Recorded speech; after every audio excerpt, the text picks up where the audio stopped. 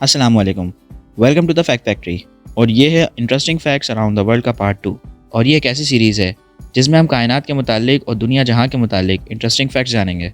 तो वीडियो शुरू करने से पहले आप सबसे रिक्वेस्ट है कि वीडियो को एंड तक के देखिएगा और वीडियो को लाइक कीजिएगा और चैनल को सब्सक्राइब कीजिएगा। So let's start.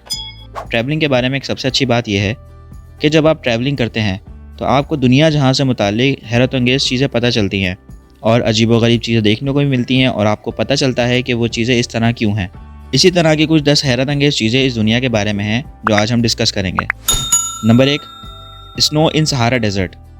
जी हाँ, रेगिस्तान वैसे तो जाने जाते हैं बहुत ही कम बारिशों के लिए, और रेगिस्तान में अगर बारिश होना बहुत ही रेयर है तो वहाँ तो बर्फ़बारी का सवाल ही पैदा नहीं होता।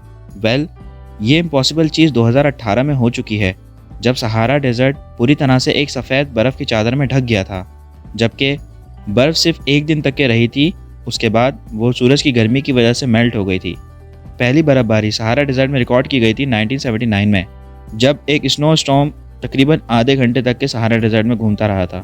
हालांकि आम दिनों में भी रेगिस्तान में रात में टेम्परेचर फ्रीजिंग पॉइंट तक के पहुंच जाता है, लेकिन वहाँ पे मॉइस्चर ना होने की वजह से ये इम्पॉसिबल सी बात है कि वहाँ बर्फ़बारी हो जाए। पर हो सकता है अगर आपका नेक्स्ट ट्रिप सहारा डेजर्ट में हो तो शायद आपको बर्फ़बारी मिल जाए। कोका कोला वैसे तो जानी जाती है दुनिया भर की मशहूर तरीन ड्रिंक्स के लिए, लेकिन दुनिया में 2 ऐसी भी जगह हैं जहाँ पे कोका कोला मौजूद नहीं है। आपको लगता होगा कि कोका कोला एक ऐसी ड्रिंक है जिसको हम दुनिया में कहीं भी पी सकते हैं, लेकिन ऐसे 2 कंट्रीज़ हैं जिनकी यूएस से ख़ास जंग है, उधर अभी भी कोका कोला नहीं मिलती। जिनमें एक नॉर्थ कोरिया, जहाँ पे 1950 से कोका कोला बैन है, और दूसरा क्यूबा, जहाँ पे 1962 से कोका कोला बैन है। जबकि नॉर्थ कोरिया अपनी खुद की डार्क कलर की ड्रिंक बनाती है जिसको वो लोग कहते हैं रियोजिन कोला और कोकोआ स्पार्किंग। उसका सेम कलर है और सेम रेड पैकेजिंग है और वही टैक्स फंड के साथ है जो कोका कोला पर लिखा हुआ है, लेकिन ये नहीं पता क्या इसका टेस्ट वैसे ही है। हमें कमेंट करके ज़रूर बताइएगा अगर आपने ट्राई की है तो। अगर हम इजिप्ट का नाम लेते हैं तो हमारे दिमाग में पिरामिड्स या एहराम मिस्र आते हैं, पर क्या आपको पता है कि सूडान में भी बहुत ज़्यादा पिरामिड्स हैं। न्यूबिया एक जगह है सूडान में जिसमें 255 पिरामिड्स हैं, जो मिस्र में मौजूद पिरामिड्स की दुगनी तादाद है। इजिप्ट में रूल करने के बाद 25वीं डायनेस्टी न्यूबिया हिजरत कर गई, जहाँ पे उन्होंने कुशाइट किंगडम कायम किया और इजिप्शियन कल्चर वहाँ पे उन्होंने इंट्रोड्यूस किया, और जिसकी वजह से उन्होंने एहराम मिस्र बनाने शुरू कर दिए। लेकिन आज भी एहराम मिस्र सबसे ज़्यादा मशहूर हैं न्यूबिया के पिरामिड्स के मुकाबले। वहाँ पे मौजूद जो पिरामिड्स हैं वो अभी तक के बहुत ही ज़्यादा प्रिजर्व्ड हैं। तो अगर आपको सिर्फ पिरामिड्स देखने का शौक़ है और आप इजिप्ट नहीं जा सकते तो आप सूडान जा सकते हैं। आमतौर पे आपको रेनबो या कोहे कज़ा आसमानों में देखने को मिलता है, लेकिन कैनो क्रिस्टल्स एक ऐसा रिवर है जहाँ पे आपको रेनबोज दरिया के अंदर देखने को मिलता है। ये एक ऐसा दरिया है जो कि सरीना दी ला मैकेरीना नेशनल पार्क में मौजूद है। इस दरिया की एक अपनी मल्टी कलर खूबसूरती है, जो कि मकारेनिया क्लेविजेरा एक ऐसा पौधा है जो इस रिवर बेड पे रहता है। अगर हम यहाँ मई से नवंबर के दरमियान जाएं, जब ये पौधे फलते फूलते हैं, तो इस दौरान हमें ये येलो, ब्लू, ग्रीन और रेड में मिलेंगे, और इन्हीं दिनों ये हमें बहुत ही ज़्यादा खूबसूरत और ब्राइटर कलर में दिखेंगे, क्योंकि इन दिनों पानी का बहाव कम होता है और सनलाइट इन तक के पहुँच सकती है, तो ये हमें और चमकदार और मज़ीद खूबसूरत दिख सकते हैं। क्या आपको पता है कि जो आज का सहारा डेजर्ट है वो कभी ट्रॉपिकल रेन फॉरेस्ट हुआ करता था। सहारा दुनिया का गर्म तरीन रेगिस्तानों में से एक रेगिस्तान है, या यूँ कह सकते हैं सहारा दुनिया का सबसे गर्म तरीन रेगिस्तान है। लेकिन तकरीबन 6000 साल पहले ये ड्राई लैंड एक बहुत ही हरे भरे जंगल की तरह हुआ करती थी और यहाँ पे बहुत ही ज़्यादा बारिशें हुआ करती थी। हमने तो अपनी ज़िंदगी में सहारा डेजर्ट को कभी फलता फूलता नहीं देखा, लेकिन हो सकता है हमारी फ्यूचर जनरेशन इसको देख सके।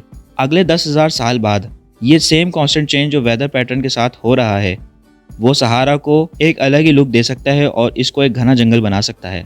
तो हो सकता है हमारे आने वाली जनरेशन इसको एक घने जंगल की शक्ल में देख सके। माचू पिचू, जी हाँ, ये पिकाचू नहीं है, ये एक ऐसी जगह का नाम है जो एक ऐसा शहर है जहाँ पे ज़लज़ला नहीं आता। पीरू में एक ऐसी जगह है जिसका नाम इनका टाउन है, जो कि 2 फॉल्ट जोन के दरमियान बना हुआ है।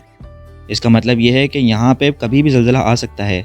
तो ये लोग यहाँ क्यों रहते हैं? इनफैक्ट इनकास या यहाँ के जो रहने वाले लोग हैं उन्होंने एक बहुत ही आला इंजीनियरिंग टेक्निक निकाली है जिसको वो लोग कहते हैं अशलार मेसनरी, जिसमें ये पत्थरों को इतने परफेक्ट तरीके से काटते हैं कि इनमें मोर्टार भरने की ज़रूरत नहीं पड़ती या इनमें सीमेंट लगाने की ज़रूरत नहीं पड़ती, और ये इतने अच्छे से बैलेंस हो जाते हैं कि जब अर्थक्वेक आता है तो ये अपनी ही वाइब्रेशन से अपने आप को बचा लेते हैं। अब ये नहीं पता ये बात किस हद तक सच है। अगर आपको कुछ पता है तो हमें कमेंट करके ज़रूर बताइएगा। आप रशिया से अलास्का बर्फ़ पर चल के जा सकते हैं। रशिया और अलास्का के बीच एक ऐसा पानी है जिसे बेरिंग स्ट्रेट कहते हैं। जब ये पानी सर्दियों में जम जाता है, आप इसके ऊपर चल के जा सकते हैं तकरीबन 3.8 किलोमीटर, और ये सबसे छोटा फासला है रशिया और अलास्का के दरमियान। ये पॉसिबल तो है, लेकिन ये इलीगल भी है और सेफ भी नहीं है, क्योंकि आइस शीट के ऊपर हवा बहुत तेज चलती है और हो सकता है कि जब आप चल रहे हों तो आइस आपके नीचे से शिफ्ट हो जाए। 2006 में 2 एडवेंचरर्स पैदल निकले अलास्का से रशिया जाने के लिए, और उन्होंने तकरीबन 90 किलोमीटर क्रॉस किया 15 दिनों के अंदर, सिर्फ इसलिए कि वो रशिया जा सकें इमिग्रेशन रूल्स को इग्नोर करने के लिए। तो उनके जाने का क्या फ़ायदा हुआ, रशिया ने तो उन्हें वापसी भेज दिया।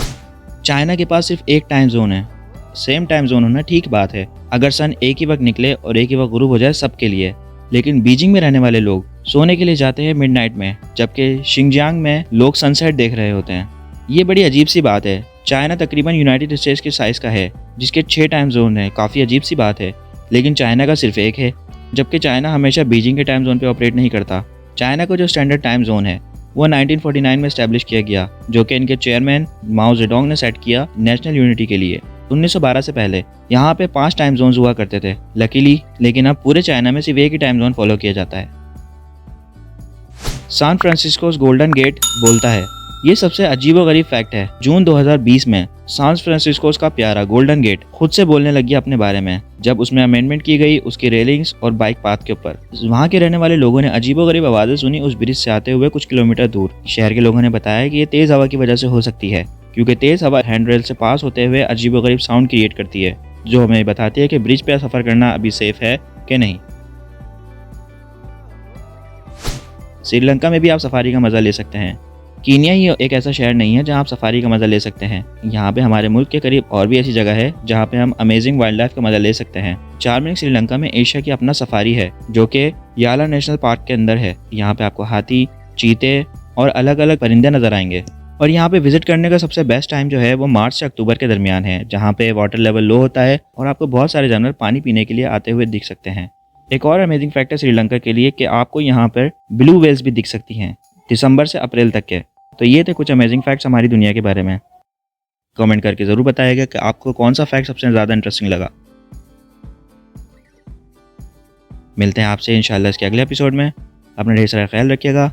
अल्लाह हाफिज़।